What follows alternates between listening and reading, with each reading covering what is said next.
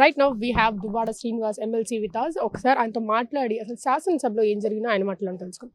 ఈరోజు అచ్చెన్నాయుడు బొత్స సత్యనారాయణ అని ఒక పదం అన్నారు, దాన్ని ఎలా చూస్తారు? జిఎస్ఎల్ మెడికల్ ఇన్స్టిట్యూషన్స్ మరియు కిమ్యూ ఇంటర్నేషనల్ యూనివర్సిటీ భాగస్వామ్యంతో ఇండియన్ అలైన్డ్ ఎంబీబీఎస్ కోర్స్ అడ్మిషన్లు అందిస్తోంది నియో. ఈ రోజు మేము శాసన మండలికి వచ్చింది ఎందుకంటే ప్రజా సమస్యల గురించి మాట్లాడటానికి, వ్యవసాయ పరంగా కానీ, ఆరోగ్యపరమైనటువంటి సమస్యలు కానీ, విద్యాపరమైనటువంటి సమస్యలు కానీ, ఇవి చర్చించడానికే కదా శాసన మండలికి ప్రజాప్రతినిధులుగా మేము వస్తాం. అలాగే అసెంబ్లీకి వచ్చినటువంటి శాసనసభ్యులు కూడా. కానీ సమావేశంలో సమయం ఇవ్వకుండా డిఎస్సి మీద మాట్లాడదాం, డిఎస్సి మీద జరిగిన అవకతవకల గురించి మాట్లాడదాం అంటే వెంటనే లేచి అచ్చెన్నాయుడు సత్యబాబు గారికి అసందర్భ ప్రాలాపం చేస్తూ దద్దమ్మ అని అన్నాడు. అంత పెద్ద వయసున్నటువంటి ఒక సీనియర్ లీడర్ని, 40-50 సంవత్సరాల వయసు కలిగినటువంటి ఒక సీనియర్ నాయకుడిని నువ్వు శాసన మండలి సాక్షిగా దద్దమ్మ అనడానికి నీ బ్రతుకెంత, నీ వయసు ఏంటి, నీ శక్తి ఏంటి, నీ స్థాయి ఏంటి? స్థాయిని మరిచి అంత పెద్ద ఆయన నువ్వు ఈరోజు నువ్వు దద్దమ్మ అని మాట్లాడితే, ఈరోజు నేను 2008వ సంవత్సరంలో వీడు బుర్రలేనివాడు, వీడికి శరీరం తప్ప మైండ్ లేదు కాబట్టి వీడికి కరెక్ట్గా ఆంబోత్ అనొచ్చు, దున్నపోతు అనొచ్చు అని 2008లో నేను పేరు పెట్టాను శ్రీకాకుళంలో. ఆ పేరు అలా ఈరోజు శాసన మండలి వరకు వచ్చి శాసన మండలిలో ఎమ్మెల్సీలందరూ కూడా ఆంబోతు అచ్చెన్నాయుడు, దున్నపోతు అచ్చెన్నాయుడు అంటే నేను పెట్టిన పేరు అబ్బాయి ఈ స్థాయికి వచ్చిందే, బ్రహ్మాండంగా వచ్చింది అంటే ఈరోజు శాసన మండలిలో ఆంబోతు అచ్చెన్నాయుడు అని ఆయన పేరు రికార్డ్ అయింది. రేపటి నుంచి రాష్ట్ర ప్రజలందరూ కూడా ఆంబోతు అచ్చెన్నాయుడు అని పిలవబోతున్నారు. ఎందుకంటే సార్థక నామధేయుడైనాడు. ఈరోజు బొత్స సత్యబాబు గారు నువ్వు ఇష్టానుసారం మాట్లాడితే మేము కూడా చాలా ఎక్కువగా రియాక్ట్ అవ్వాల్సి వస్తుందని నీకు హెచ్చరిస్తున్నాం మిస్టర్ అచ్చెన్నాయుడు. సభలో వ్యవసాయ శాఖ మంత్రిగా నువ్వు ఫెయిల్ అయినావు టోటల్. శ్రీకాకుళం జిల్లాలోనే నందిగా మండలం పెదలవునిపల్లి గ్రామం నుంచి మరి కాంతమ్మ అన్న ఒక వృద్ధురాలు యూరియా కోసం క్యూలో నిలబడి యూరియా అందక ఆ క్యూలోనే కింద పడి మరణించారు తొక్కిసలాట్లో. అంటే యూరియా కోసం క్యూలో ఉండి మరణించిన దుస్థితి ఈరోజు శ్రీకాకుళం జిల్లా టెక్కల్ నియోజకవర్గం, నీవు బాధ్యత వహిస్తున్న నీ నియోజకవర్గంలోనే ఈ పరిస్థితి. మరి రాష్ట్రంలో రైతులందరికీ ఎంత దుస్థితి ఉంది? ఎరువులు లేవు, విత్తనాలు లేవు, పురుగు మందులు లేవు, యూరియా సక్రమంగా ఎకరాకి ఇవ్వాల్సిన 3 బస్తాలు మీరు ఇవ్వట్లేదు, డిఏపి లేదు, మరి అలాగే పొటాషియం లేదు. వ్యవసాయం చూస్తే ఎక్కడ చూసినా ఆ రంగు మారిపోయింది. వరి ధాన్యంతో వరి చేళ్లన్నీ కూడా రంగు మారి ఉన్నాయి. ఇంత దౌర్భాగ్యమైన పరిస్థితులు. బయట కొనుక్కుందామంటే ప్రైవేటు వర్తకులు వాళ్ళు ఇష్టానుసారంగా రేట్లు పెట్టి యూరియా బస్తాను 2,000 రూపాయలకు కూడా అమ్మే దుస్థితి ఉంది. ఈ పరిస్థితులన్నీ నువ్వు మాట్లాడలేవు. ఈ పరిస్థితులన్నీ చక్కదిద్దలేని దద్దము నువ్వు, ఆంబోతు నువ్వు. ఈరోజు నీ నియోజకవర్గంలో ఒక మహిళ చనిపోతే ఆమె కనీసం పరామర్శించలేదు, ఆమె ఊరెళ్ళలేదు. అరే నేను యూరియా సక్రమంగా అందజేయలేకపోవటం వల్లే ఈవిడ మరణించింది కదా అన్న కనీస జ్ఞానం కూడా నీకు లేదు. ఎలాంటోడు నువ్వు సభకు వచ్చి ఈరోజు మాట్లాడే అర్హత నీకు ఎవడిచ్చాడు? నువ్వేదైనా లోకేష్కి దద్దమ్మ అని నువ్వు తిట్టాలనుకుంటే తిట్టుకో. లోకేష్కి ఆడే సరైనోడైతే మాకెందుకు ఈ బాధ? అరే గట్టి చట్నీ ఉందా, పార్టీ లేదు, బొక్క లేదు, నువ్వు అనుకుంటే నీ పార్టీకి నువ్వు అనుకో, ఎలాగా నీది వెనుపోటు పార్టీ. కానీ ఇష్టానుసారంగా వైఎస్ఆర్ కాంగ్రెస్ పార్టీ గొడ్డల పార్టీ అనటం, మా ప్రతిపక్ష నాయకుడైనటువంటి సత్యబాబు గారికి మరి నువ్వు ఇష్టానుసారంగా మాట్లాడితే మేము ఇక్కడే ఊరుకోం, నీ అంత తేలుస్తాం. నువ్వేదో కేసులు పెట్టేసి పోలీస్ స్టేషన్లకు పంపించేసి మాకు ఇబ్బంది పెట్టేస్తే 20 రోజులు జైల్లో పెడతావు, 60 రోజులు పెడతావు, అంతే కదా. 62 రోజులు ఆల్రెడీ జైలు జీవితం అనిపించి వచ్చినండి. నాకేం ఇబ్బంది లేదు. జైళ్ళు పోలీస్ స్టేషన్లు తిప్పుతావు అనుకుంటే సిద్ధంగా ఉన్నాం. నిన్ను మాత్రం వదిలేది లేదు, హెచ్చరిస్తున్నాం, జాగ్రత్త. ఒళ్ళు దగ్గర పెట్టుకొని మాట్లాడు.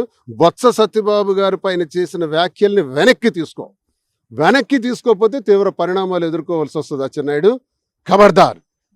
డిఎస్సిలో ఎలాంటి అక్రమాలు జరగలేదని మంత్రి నారా లోకేష్ అంటున్నారు, దీని గురించి ఏమంటారు? డిఎస్సిలో అక్రమాలు జరగకపోవడం ఏంటి? రాష్ట్రం మొత్తం కూడా అదొక విప్లవంలా ప్రజలందరూ కూడా, విద్యార్థులందరూ, జనరేషన్ మొత్తం అంతా కూడా ఈ మధ్య చేసినటువంటి ఉద్యమాలు చూసాం కదా. మా పార్టీ కానీ మా పార్టీ నాయకులు కానీ ఎంత కూలంకషంగా అన్ని విషయాలను కూడా వివరించారు. లోకేష్ మీరు చేస్తున్నటువంటి, మీరు ప్రతి ఇంటికి ఒక ఉద్యోగం ఇస్తా ఉన్నారు, ప్రతి నిరుద్యోగికి 3,000 రూపాయలు భృతిస్తా ఉన్నారు. అవి నిలబెట్టుకోలేపారు. డిఎస్సి ప్రభుత్వం రాగానే మెగా డిఎస్సి ఏర్పాటు చేస్తామని చెప్పారు. ఆనాడే 6,000 మందితో నోటిఫికేషన్ ఇచ్చి పూర్తి చేసినటువంటి జగన్మోహన్ రెడ్డి గారు చేసినటువంటి విషయమే తప్ప మీరు చేసింది ఏముంది? మోసం, దగ, కుట్ర, డిఎస్సి దగ. లోకేష్ పూర్తిగా ఇందులో వైఫల్యం చెందారు. ఇది ఖచ్చితంగా నేను తెలియజేస్తున్నాను. దీనిపైన ప్రజలందరూ, విద్యార్థులందరూ, మరి నిరుద్యోగులందరూ కూడా చాలా తీవ్రమైనటువంటి ఆందోళన చెందుతున్నారు. తీవ్ర పరిణామాలు ఎదుర్కొంటారు. జెన్జీ జనరేషన్ నుంచి వీళ్ళు ఖచ్చితంగా ఎదుర్కొంటారు. అంటే ఇప్పటికే డిఎస్సి స్టూడెంట్స్ రోడ్డు మీదకి వచ్చి ఎలాంటి అక్రమాలు జరగలేదని డిఎస్సి స్టూడెంట్స్ అంటున్నారు. ఇప్పుడు అలా నిజంగా జరగకపోయి ఉంటే మీరు వైసీపీ వాళ్ళు ఆ ఓట్లు కోల్పోయే అవకాశం ఉంది కదా, దీన్ని ఏమంటారు? ఎందుకు జరగలేదు నిరూపించమనండి. రమ్మనండి, అసలు ఫీల్డ్లోకి వెళ్దాం. ఏ డిఎస్సి స్టూడెంట్స్ చెప్పారు ఆయనకి? ఏ డిఎస్సి స్టూడెంట్స్ వచ్చి చెప్తున్నారు? వాళ్ళ పార్టీకి చెందిన వాళ్ళు నలుగురు నిల్చోబెట్టి మాట్లాడితే వాళ్ళు డిఎస్సి స్టూడెంట్సా? మా దగ్గర అన్ని సాక్ష్యాధారాలు ఉన్నాయి, అన్ని ఎవిడెన్సెస్ ఉన్నాయి. ఒకవేళ వస్తారంటే మీ ఛానల్లోనే ఆ డిఎస్సి స్టూడెంట్స్ అందరి తరఫున ఒకటికి రమ్మనండి. విత్ ఆల్ డీటెయిల్స్ డిఎస్సి గురించి జరిగిన అక్రమాల గురించి నేను వస్తా. దమ్ముంటే మీరే నాకు కాల్ చేయాలి. డిఎస్సి గురించి ఏ అక్రమాలు జరగలేదని మాట్లాడడానికి ఒక వ్యక్తి వస్తున్నాడు విద్యార్థుల తరఫున, నిరుద్యోగుల తరఫున. మీరు రండి అని చెప్పండి, నేను వస్తాను మీ స్టూడియోకి. మొత్తం వాళ్ళ తాలూకు సబ్జెక్ట్ పటాపంచలు చేస్తాను, వాళ్ళ మోసాలన్నీ కూడా. సార్, నాగబాబు గారికి ఇప్పటికే క్యాబినెట్ ర్యాంక్ ఇచ్చారు, ఈ రోజే ఇచ్చారు, దాన్ని ఎలా చూస్తారు మీరు? ఇచ్చుకోండి. పవన్ కళ్యాణ్కి మంత్రి, ఉప ముఖ్యమంత్రి, హెలికాప్టర్, నెలకు 50 కోట్లు. అందుకే కదా కేసు కట్టారు. ఆ కేసు మీదే నాకు రాష్ట్రంలో చాలా పోలీస్ స్టేషన్లో కేసు కట్టి నాకు ఇబ్బంది పెట్టాలని చూస్తున్నారు. నేను పట్టించుకోను. మిస్టర్ పవన్ కళ్యాణ్, మీరేమనుకుంటున్నారో నాకు తెలీదు. నేను ఈ మాట్లాడితే కొంతమంది జనసేన కార్యకర్తలకు ఏదో నేను తిట్టేస్తున్నట్టు అనిపిస్తుంది. మీరే పరిశీలించుకోండి. జనసేనలో ఓసీలు లేరా? మరి ఇంకెవరు లేరా? ఇంక కులాలు లేవా? బీసీలు లేరా? హరిజనులు లేరా? గిరిజనులు లేరా? నీ కోసం రాయంబవళ్ళు కష్టపడినటువంటి కులాలు, నాయకులు, కార్యకర్తలు లేరా? ఏం సేవ చేశాడు అబ్బా Nagababu? Who is mister Nagababu? అసలు నాగబాబు ఎవరు? హైదరాబాద్లో నివాసం, ఆంధ్రప్రదేశ్లో మంత్రి. శభాష్. అంటే పవన్ కళ్యాణ్కి అవకాశం వస్తే ముందు ఇల్లే చక్కదిద్దేస్తాడనమాట. బీసీలను చూడ్డనమాట, అణగారిన వర్గాలను చూడ్డు. నేను ఈరోజు ఎమ్మెల్సీ అయిన వెనకబడిన కులానికి చెందినవాడిని because of Jaganmohan Reddy. Deputy సీఎంలుగా సుమారు 6 జగన్మోహన్ రెడ్డి గారి పక్కన కూర్చున్నారు. ఆ డిప్యూటీ సీఎంలు ఎవరో తెలుసా? బీసీలు, ఎస్సీలు, ఎస్టీలు, వెనుకబడిన తరగతుల వాళ్ళందరినీ కూడా పక్కన కూర్చోబెట్టుకున్నాడు ఉప ముఖ్యమంత్రులుగా. మేమందరం ఎమ్మెల్సీలు అయ్యాం. నీకు దమ్ముందా? ఒక మంత్రి పదవి అవకాశం వస్తే వెంటనే తీసుకొచ్చి నీ అన్నయ్యకి ఇచ్చేస్తావా? మరి ఎవడు దొరకలేదా? సిగ్గుండాలబ్బా, సిగ్గుండాలి. జనసేన కార్యకర్తలకి గ్రామ స్థాయిలో పనులు జరగట్లేదు. జనసేన కార్యకర్తలందరికీ తెలుగుదేశం కార్యకర్తలు తొక్కి తొక్కి నార తీస్తున్నారు. గ్రామ స్థాయిలో జనసేన కార్యకర్తకి విలువ లేదు. మాకు విలువ లేదు అని పవన్ కళ్యాణ్ని చెప్పుకుందామంటే వీళ్ళు ఇదే నాగబాబు అది మాట్లాడుకు అవి చెప్పకంటాడు. ఇది జనసేన కార్యకర్తలు అనుభవిస్తున్న వాస్తవం. అవునా కాదా? దమ్ముంటే ఒక్కళ్ళకి చెప్పమనండి, ఒక్క కార్యకర్తకి చెప్పమనండి. రాష్ట్రంలో వాళ్ళని పట్టించుకోడు. వీళ్ళ అన్నయ్యకి మాత్రం మంత్రి పదవి ఇస్తాడు. ఇవ్వని ఇదే లాస్ట్.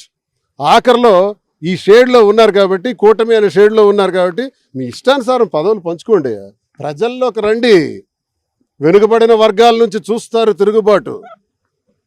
హరిజన, గిరిజన, తాడిత, పీడిత, కర్షక వర్గాలు, బడుగు బలహీన వర్గాలు, శ్రామిక తాడిత పీడిత వర్గాల వాళ్ళందరూ కూడా మీకు కన్నెర్ర చేస్తారు. మిస్టర్ పవన్ కళ్యాణ్, మీరు చేసినటువంటి తప్పిదం. This is wrong decision. మీరు నాగబాబుకి ఇవ్వడం అనేది చారిత్రాత్మక తప్పిదం.